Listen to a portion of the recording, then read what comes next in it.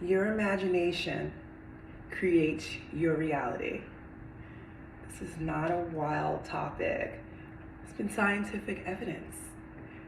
Think of the placebo effect.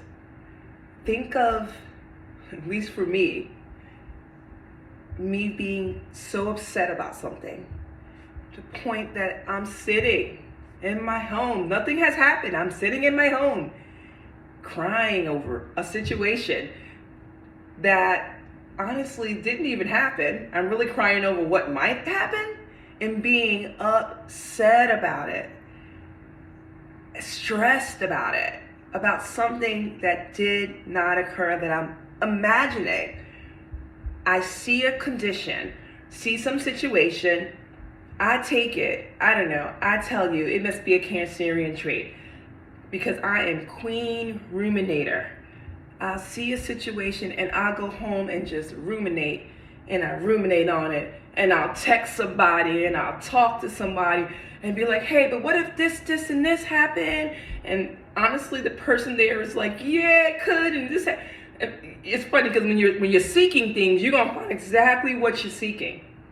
And I'll just, I ruminate and I ruminate about these situations, these conditions that do not align with me. But the thing about that, the thing that I learned about that, and that the takeaways from that is that what it would do was to create a feedback loop in my life. Something would happen, some thing would happen that I would attach myself to and ruminate about and think about. And I'll go home and think about it and focus on it. And all I did was get more and more of that into my life.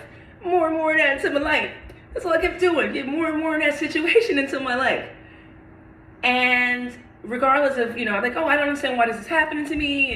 And, I had all that situation, but all I did was talk to people about it, ask people about it, think about it, imagine things, and not understand why I'm getting more of that into my life. But then I started to realize, wait a minute. You're getting that loop right back into your life because all I was doing was focusing on the situation and not understanding why that thing that I was focusing on was growing and growing or appearing into my life. But because it was appearing into my life, and I started to recognize that, hold up, this thing that didn't even really happen is not even as crazy as I was imagining it was. It's coming right back into my life. Maybe I should stop focusing on that. Maybe I should start focusing on other things that I want to happen, things I'm interested in.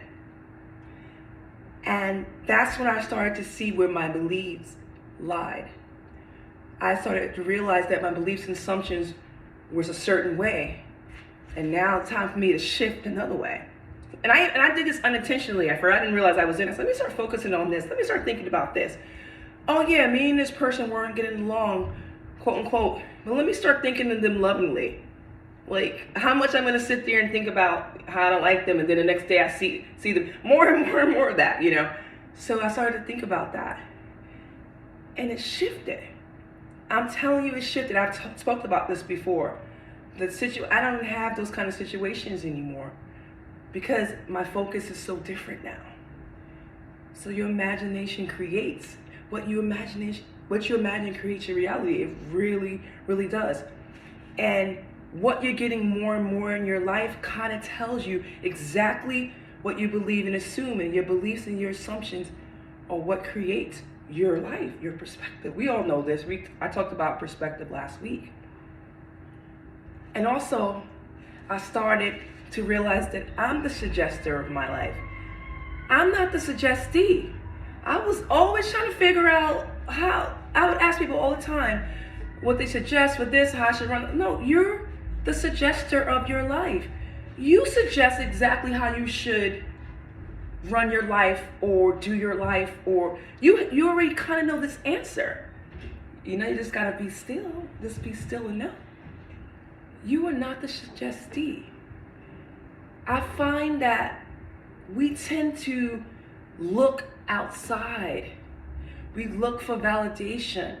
We look for answers outside of ourselves when we know the answer. We truly know the answer. We're always seeking. We're seeking. It's something about when you see someone who kind of does their thing and they know what they want to do. They're not seeking any kind of answer. They kind of know, and the thing is, they may have a misstep, but that's okay. They suggest things in their life. They imagine themselves the way they're supposed to imagine themselves. I just find that to be so powerful. So remember that your imagination holds the key. You decide what you believe and what you identify with. That's your choice. You suggest that to yourself. You better not allow anybody to suggest what you should believe and identify with. You decide that. Okay? Because you hold the power. Okay? Take care. Bye.